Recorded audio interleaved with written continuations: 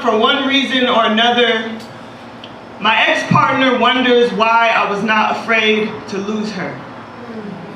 Questions if there was ever any love between us and why should this be so easy for me, and I want to tell her that losing can be a love language too, if you have done it enough times.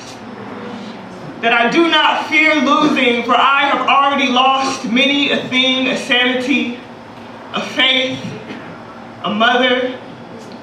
I have lost a mother and am told to be grateful that at least she can be replaced.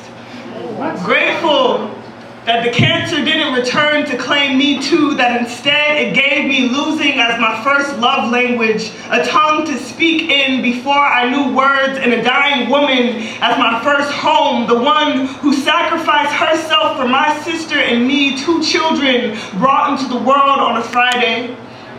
A mother turned into a metaphor on a Friday, a birth and a goodbye and a revolving door and a heartbreak that I'm sure I felt but am yet too young to remember, all on the same day but not nearly the same week. Every Friday since has been either celebrating or slowly slipping away, so you must know that if I lose you, it will only translate into a story of how I can grow out of grief in a week's time. From Friday to Friday, from birth to funeral and back again in only 7 days, lost as a synonym for savior. So you know a week's time will give me 3 days to resurrect and 4 more to walk away from the empty womb. You will return to the carcass and find that there is no life, only a revolving door, only the faintest whisper of loss, and a child who cries but does not know how to fill the void, who speaks to her mother in the afterlife, an ancient scroll relationship written in script I never had the chance to learn. And is this not what love is?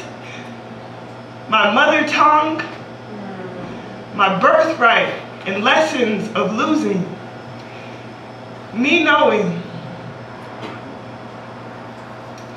that when you leave, I should be grateful that at least you can be replaced. Grateful that at least I had a choice this time, will not shed any tears, instead will save them all for the metaphor, remind myself again to stop making homes out of people, because the result is always cancerous. And here I go, mastering all the lessons I've learned, losing myself and calling it love, losing her again and calling it love, not having her to begin with and calling it love, trying to convince myself that I do not fear losing, for I have already lost many a thing.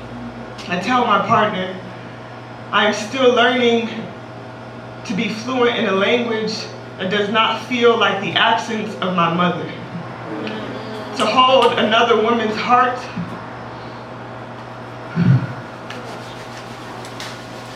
you got it, Natasha.